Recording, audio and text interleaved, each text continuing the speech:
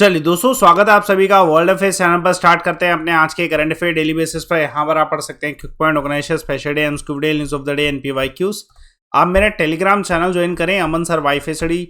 Make sure कि आप जब सर्च करें इसे तो उसमें जुड़े जिसमें सबसे ज़्यादा बच्चे कनेक्टेड हो। कंटेंट आपको इसी मिलेगा। पहला करंट अफेयर गंडक रिवर के ऊपर। देखिए, हाल फिलहाल में रिसेंटली नमामि गंगे प्रोग्राम के अंतर्गत जो है रिवर जो है गंडक रिवर, उसका जो फ्रंट है वहाँ पे कुछ कंस्ट्रक्शन स्टार्ट की गई है। उसमें 2 घाट्स कंस्ट्रक्ट किए गए हैं जो कि गंडक रिवर की अगर बात करी जाए तो बिहार के गोपालगंज के इलाके में पड़ता है और इसका नेपाल से भी कनेक्ट होता है। ये रिवर गंडक को जो है नेशनल वाटरवे NW37 का हिस्सा बनाया गया था, ठीक है, जो कि कनेक्ट करता है, ठीक है, बेस्लोतन बैरेज को गंडक और गंगा रिवर कॉन्फ्रेंस से, है ना। तो इसके बारे में पूरा जानते हैं, कंस्ट्रक्शन क्या है, नदी के कुछ सहायक नदियाँ कौन कौन सी हैं और कौन कौन सी नदियाँ जुड़ती हैं इसके साथ। तो पहले एक क्वेश्चन आप सभी के सामने, सुप्रीम कमांडर कौन होते हैं इंडियन डिफेंस फोर्सेस के? आंसर कमेंट बॉक्स पे दीजिएगा।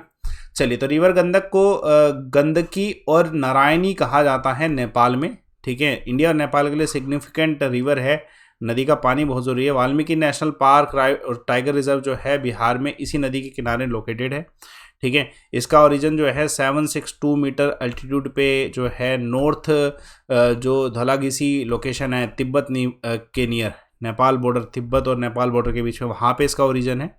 और देखा जाए तो नेशनल वाटर एक्ट 2016 के तहत जो है पार्लियामेंट ने इस नदी को, ठीक है, 111 जो वाटरवेज घोषित किए गए उसमें इसको भी डाला, इसकी लोकेशंस को भी डाला है, तो इम्पोर्टेंट है। वैसे पहले मेजर 5 नेशनल वाटरवेज हुआ करते थे। चलिए, एक और current affair, 4th defence corporation dialogue India और मालदीव्स के बीच में। देखिए, अभी recently 4th defence corporation dialogue हुआ है, माले में हुआ है इस बारी, यानी कि मालदीव्स में, ठीक है। हाईएस्ट इंस्टीट्यूशनल मैकेनिज्म है ये दोनों देशों के बीच में, जो आर्म फोर्सेस हैं उनके रिलेशन को एस्टेब्लिश करने के लिए। उसके अलावा इसका पूरा डिटेल जानते हैं। पहले क्वेश्चन, एंटी डिफेक्शन लॉ जो है कौन से शेड्यूल में दे रखा है? आंसर कमेंट बॉक्स पे दीजिएगा।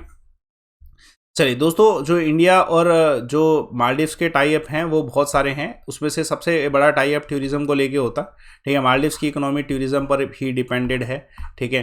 तो इम्पोर्टेंट है, अगस्त 2021 में एफकॉन ने, जो इंडियन कंपनी है, उसने साइन अप किया था एक पूरा प्रोजेक्ट, ग्रेटर माले कनेक्टिविटी प्रोजेक्ट के लिए, जिसमें इंडिया ने इन्वेस्ट किया बेसिकली, ठीक है।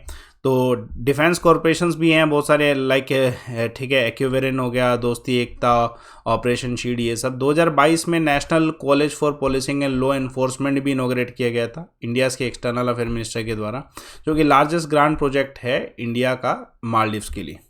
चलिए, एक करंट अफेयर देखिए, ग्लोबल टेररिज्म इंडेक्स 2023 में इंडिया की रैंक क्या है? तो 13 रैंक है। देखिए, अभी ये रिपोर्ट जो है ग्लोबल टेररिज्म इंडेक्स की, अफगानिस्तान बेस्ड एक प्रेस है, ठीक है, कहमा प्रेस, उनके द्वारा ये रिपोर्ट किया गया। उसमें इन्होंने कहा कि अफगानिस्तान में 75% डिक्लाइन हुआ अटैक में और 58% जो डिक्लाइन हुआ डेथ में, ठीक है। ये एक अच्छा तो डाटा है, बट ग्राउंड रिपोर्ट का वी कांट से एनीथिंग, क्योंकि टेररिज्म तो है, जहाँ पे तालिबान है वहाँ पे टेररिज्म तो होगा, ठीक है। उसके अलावा एक क्वेश्चन, ठीक है, हाल फिलहाल में कौन सी सिटी है जिसको स्वच्छ सर्वेक्षण अभियान में जो अवार्ड होता है उसमें फर्स्ट पोजीशन मिली है? तो ये हर बार ही स्वच्छ सिटी ही बनती है, इंदौर। उसके अलावा IFL वेल्थ ह्यूरन इंडियाज 40 की लिस्ट में कौन से जो है सेल्फ मेड रिचेस्ट पर्सन में से एक है? तो निखिल कामत हैं, आप सभी जानते होंगे, ठीक है। एक और करंट अफेयर देखिएगा, इसमें से कौन से सबसे ओल्डेस्ट टेनिस प्लेयर हैं जो कि ATP मास्टर 1000 टाइटल जीते हैं? तो रोहन बोपन्ना जीते हैं। इनकी एज ज़्यादा है, 43। एज अ स्पोर्ट्स पर्सन देखा जाए तो ओल्डेस्ट टेनिस प्लेयर बने हैं ये ATP मास्टर 1000 टाइटल जीतने वाले रोहन बोपन्ना, बड़े फेमस खिलाड़ी हैं। तो इन्होंने एक खिलाड़ी के साथ मिलके जो है हराया है बाकी दोनों टीम के प्लेयर्स को। ये अभी जो है कैलिफोर्निया USA में हुआ था। इससे पहले बोपन्ना से पहले जो है कैनेडियन डैनियल नेसर जो है वो ओल्डेस्ट प्लेयर थे, क्योंकि उनकी एज 42 थी, अब 43 वाले जीत गए हैं, तो ये ओल्डेस्ट प्लेयर हैं, ठीक है। टेनिस प्लेयर जिन्होंने हाल फिलहाल में टेल एविव ओपन जीता है तो नोवाक ने जीता है, ठीक है। सेरेबियन साइंटिस्ट ने एक बीटल का नाम कौन से टेनिस प्लेयर के नाम पे रखा है? तो नोवाक के ही नाम पे रखा है। एक और करंट अफेयर देखिएगा, मिशन लाइफ एक प्रोग्राम जो है इंदिरा गांधी कल्चरल सेंटर जो है वहाँ पे ऑर्गेनाइज किया गया था इंडियन हाई कमीशन के द्वारा। तो एग्जैक्ट लोकेशन कौन सी है? तो आंसर है ढाका, ठीक है, तो इम्पोर्टेंट है। ढाका में मिशन लाइफ इवेंट ऑर्गेनाइज किया गया, Indira Gandhi culture centre of Indian high commission जो है वहाँ पे एंड हुआ। ठीक है, ये वीक लॉन्ग इवेंट था जिसमें इको फ्रेंडली लाइफस्टाइल प्रमोट किया गया। सेमिनार में बहुत सारी फेमस पर्सनालिटीज अवेलेबल थी जो एनवायरनमेंट अवेयरनेस के ऊपर जो है चीज़ों को दिया। आप देखते हैं ग्रीन स्लैब है तो मतलब something related to environment. 2 city जो कर्नाटका की जो कि स्वदेश दर्शन में टॉप पे रही, तो मैसूर हम्पी।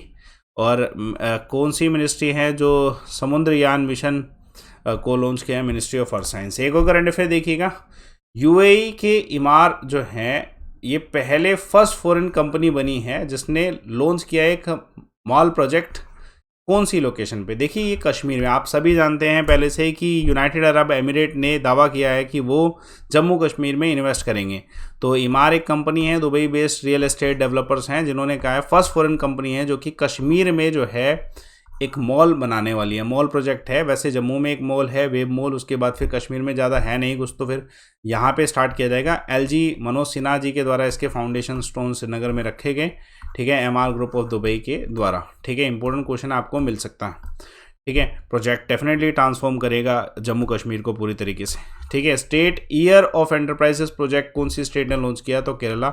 स्टेट गवर्नमेंट जिसने school of eminence project launch किया तो पंजाब। देखिए कल एक सवाल पूछा गया था मांदीपुर नेशनल पार्क के ऊपर कि कौन सी स्टेट में है, तो कर्नाटका। गौतम का आंसर बिल्कुल सही। आज का सवाल देखिएगा, ओजोन जो है ऑक्सीजन का क्या है? ठीक है, आंसर कमेंट बॉक्स पे दीजिए। मेक श्योर कि आप Telegram channel Aman sir WiFi study official search करें, उसी में जुड़े जिसमें सबसे ज़्यादा बच्चे कनेक्टेड हो, सो दैट आपको कंटेंट एक्चुअली मिल सके। बाकी आपके लिए कोर्सेज अवेलेबल है, इसमें अभी 30% डिस्काउंट आया है आज। देखो आपको बेनिफिट है, ऐसे 10% डिस्काउंट होता है किसी भी कोड पे।